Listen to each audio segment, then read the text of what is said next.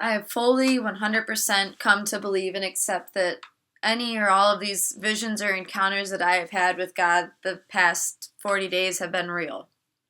With that being said, it's still hard sometimes to put that into words, to really articulate what I've felt. I mean, I remember the experience that I had on day 14 when God grabbed my hand and was humming that song along with me. That was day 14, and now we're on 37. And it's still hard for me to explain sometimes out loud. It's kind of like telling the story doesn't really do justice to the whole experience that I had.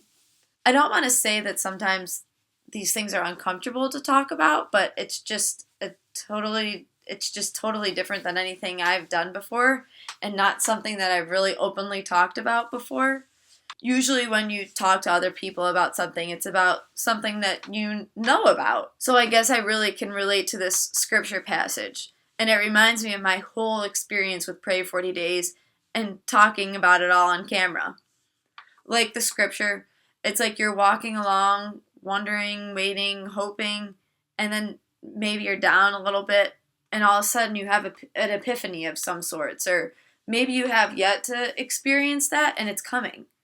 Or maybe you already have, but you won't realize it until after the fact when you're reflecting on it, like, wait, that was God back there. Kind of like how they did in this scripture. I guess the biggest connection I felt with this was my experience on day 14. It only lasted a couple of seconds. I had my head down and then it happened and I sat up and opened up my eyes and it was gone. It was over. Sometimes we experience something so wonderful in life and we wish we could just keep that moment forever.